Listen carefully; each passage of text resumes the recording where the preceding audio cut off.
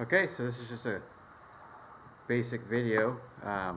We are going to winterize our equipment. Obviously, we got the chipper shredder, we've got our DR power trimmer, and we've got our stump grinder. We're going to get them all cleaned up.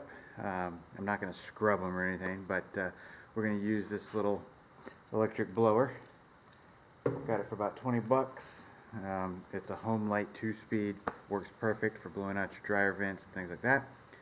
And so we're just going to get all the loose dust off, and then we're going to drain each one of these of its gasoline, and we're going to put the gasoline into a bad gas container.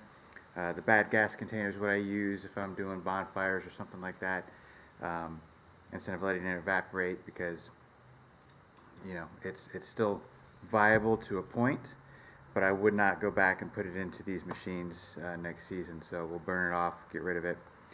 So basically what we're going to do, we're going to fire this up, and I apologize for any bad audio. So here we go.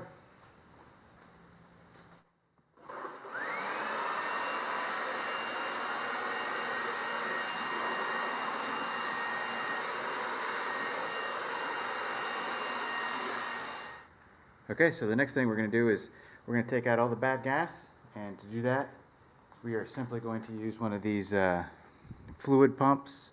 You can pick these up at any hardware store, Amazon, whatever, and basically it's just a little siphon.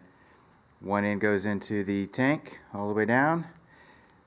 You plug up one end with your thumb, pump on the little bulb here. Gasoline will be suctioned into the hose, into this bulb, and when you release this, the gravity and the siphon will kick in, and it will empty all of your contents into a gasoline approved container. So I'm going to go ahead and do that now. Okay, so you may find that in your gas tank, can't see in there may be a little bit of residue or a little bit of gas. In some instances you'll have to tilt your tank back and guide your hose to where the large puddle of gasoline goes. This particular case I can't do that because it's a very heavy piece of machinery. So I'm going to try and let that evaporate. I'm going to put the filter back in, let that evaporate naturally on its own, maybe for a couple of days, clean off this cap and put it back on. I like to clean off as much dirt around this as possible without getting dirt into the tank.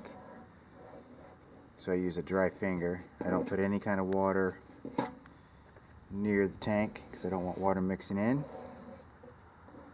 So just kind of keep all that clean. Always brush away from the tank. And you can see how dirty this is. You can do the same thing. Just kind of get all that stuff out of there.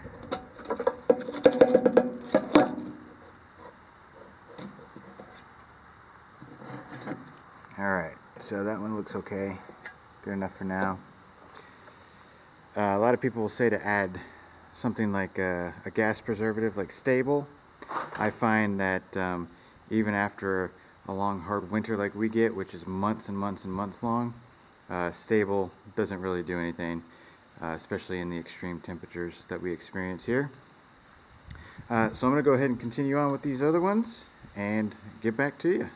Stand by. Okay, so once you're done, if you plan on putting the gas into a gas can that you've removed from your devices, I would strongly recommend that you mark the gas can so that you know that that is used gas or bad gas. I've just marked mine with a piece of tape. That way I know that that is a can I don't want to go back and put into my mowers or anything like that. Again, I will probably use this for bonfires or whatever, for burning in the winter. Once that time comes, it'll still ignite. It just won't be as volatile and useful in a piece of lawn equipment. So keep it or let it evaporate somehow, but do not go pouring it out. Don't go pouring it down your drains. Don't pour it anywhere in the ground. simply because, especially if you have a well system or some sort of water supply, just be environmentally friendly. Alright, so hope you learned something. On to the next.